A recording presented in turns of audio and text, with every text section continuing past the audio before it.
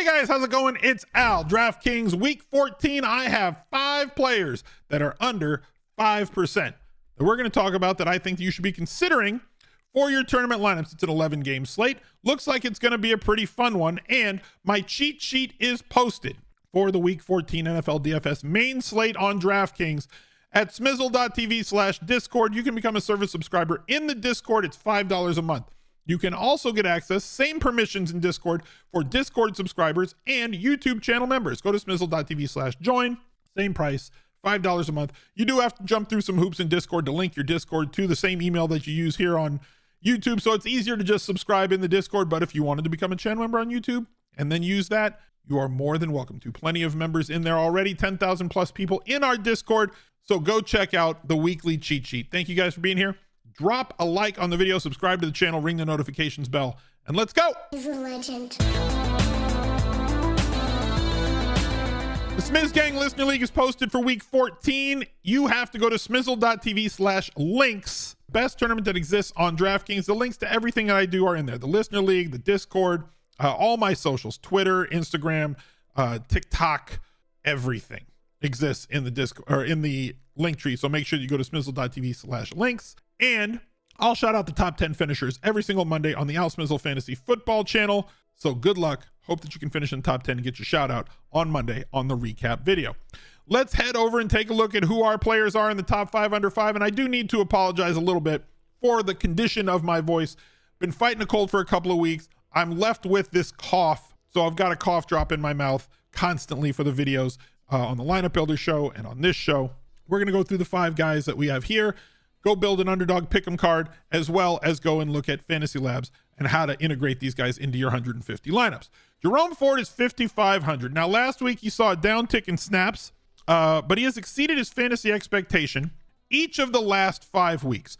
4 of those 5 weeks, he outsnapped and outtouched both on reality and percentage Kareem Hunt. Last week, things went a little bit differently. They used Hunt a little bit more, but Jerome Ford did score the touchdown through the air, which kind of salvaged his day on 12 opportunities. The games before that, 16 ops, 17 ops, 18 ops, 27 ops in week 9. So against Jacksonville, at home and favored, I'm still projecting Ford, or I'm projecting Ford once again to go back to being the 60% guy between him and Kareem Hunt. If I'm wrong about that, I apologize. But these are the reasons that he is projected at 4% this week. More involvement in the pass game than Hunt. Not going to get the inside the 5 carries very often, but has more big playability at this point in his career than does Kareem Hunt as well. At 5,500 and under 5%, he gives us an opportunity to attack through a 5-box type running back in a situation that could be positive, considering that Jacksonville expected to start CJ Beathard instead of Trevor Lawrence. Jamir Gibbs, 6,600, and feels like everybody's forgotten about Jamir Gibbs, or just don't want to choose, because David Montgomery is projecting for about the same percentage as Jamir Gibbs. I personally think that Jamir Gibbs has more DraftKings upside. If we were playing on FanDuel, I'd probably prefer Montgomery, assuming that they were the same price and percentage, because it's more touchdown oriented. On DraftKings, we want somebody who has more upside in the passing game. Against Green Bay, Detroit played him a little bit more. Now, look, he only played 26 of 58 snaps last week. I think that Dave Montgomery played 36 of those 56 snaps. A few snaps they overlapped and played on the field together. But, like, we have more usage in the passing game for Jamir Gibbs over David Montgomery. We have more big playability, both on the ground and through the air, with Jamir Gibbs versus David Montgomery. We also have a situation where David Montgomery is no longer hogging 100% of the inside the 5 carries. So there is some touchdown expectation or upside for us. And you look at how efficient Gibbs has been on the ground, his big playability that we've seen throughout the year when given any sort of opportunity, and with as carnivalistic as Detroit's team has been the last, since week 6 or so, the last 6 games, they're giving up over 28 points per game.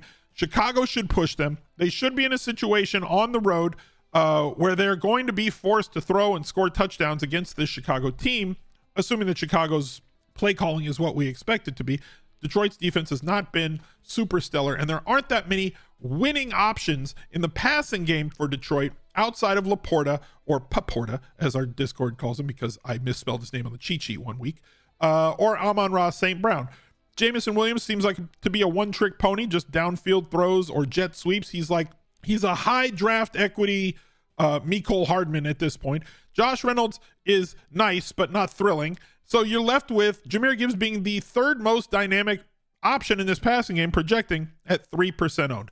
Let's head over to Underdog Fantasy, and if you do not have an account over at Underdog, make sure that you go get one. They're offering you a $100 deposit bonus on your first deposit to the site if you use code ALSMIZZLE. That's ALSMIZZLE, all one word. We're going to build this pick'em, and it's super spicy this week. Let me get Jamir Gibbs for a touchdown, rushing or receiving, and Jerome Ford for a touchdown, rushing or receiving. We get to multiply our bet. So instead of 3-1 on this, we're going to get 4.68x. If we can hit both touchdowns, 100 to win, 468 for me. We'll click submit. Hopefully you guys will enjoy it. Go check. Oh, come on. Come on. Why can't I bet it? They took it off the board. Ford. Where is he? It says it's still there. Oh, fine. I'm going to go over that. Let's go over that. It's just one spicy now. Now nothing's available. Hopefully it'll be available when you refresh the screen and go build your pick'em card. Go check out the best ball playoff tournament that they just launched. Whole lot of prize money up top. Give the business to the people who support our channel here, Underdog Fantasy, one of those businesses. Our next player on the list, T. Higgins. He is back from injury. Browning looks like he is more than capable at quarterback of at least delivering the football, which is kind of all you need to do. He's in Purdy mode from last season. When Brock Purdy, all he had to do was deliver the pizza. All Browning needs to do is deliver the pizza, and he did that last week, completing like 87% of his passes.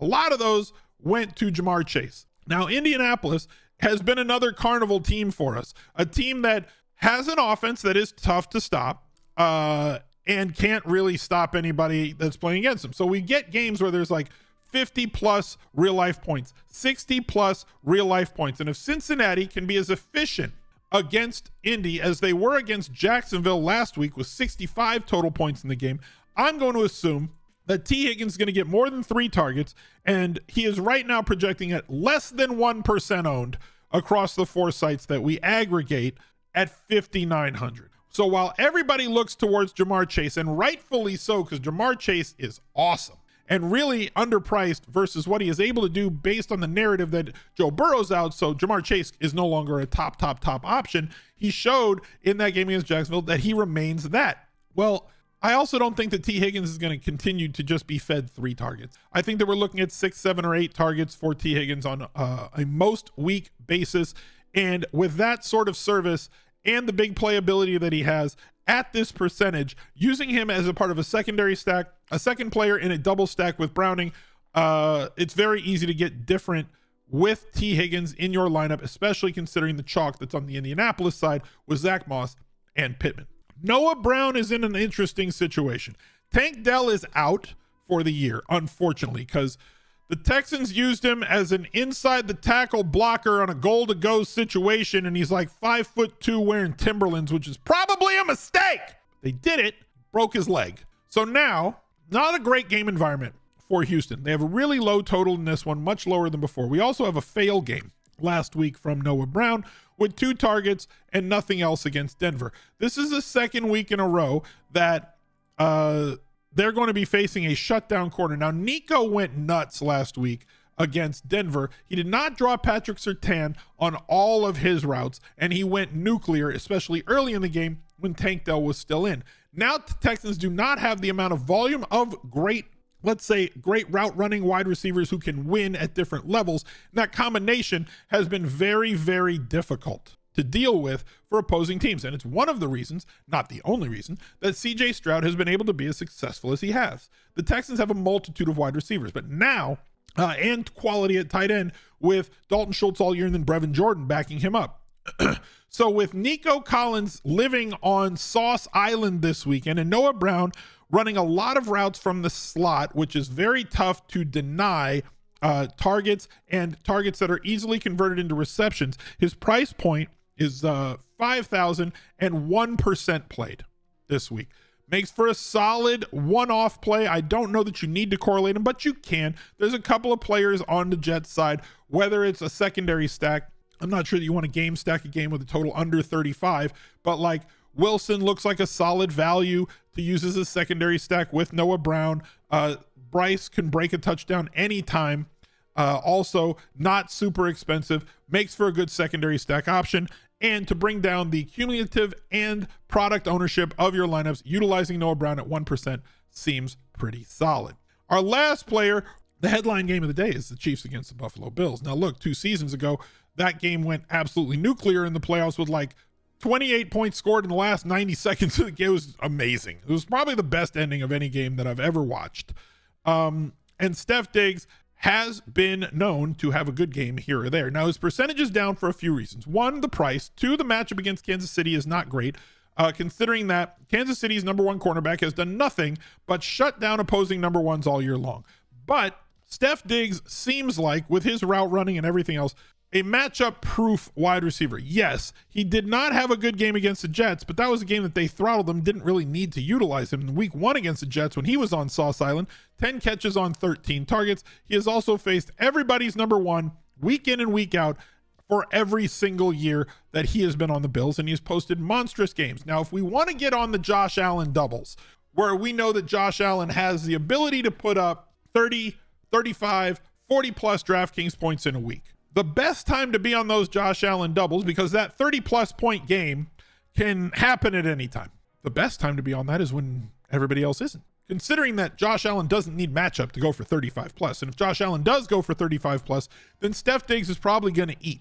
So I want to attack Steph Diggs and Josh Allen stacks when nobody else is on him to catch that random 30 plus point game, which is what we know leads to more Millionaire Maker winners. Quarterbacks that score 30 plus, 35 plus DraftKings points will often drag along 2 pass catchers and have a bring back play that goes along with them. This gives us the ability to get after that. On the Buffalo side, there's plenty of value on Kansas City side with Pacheco out, opening up an awful lot of value. The only expensive player on the other side is Travis Kelce, and you could go with him if you want to at tight end and go alpha.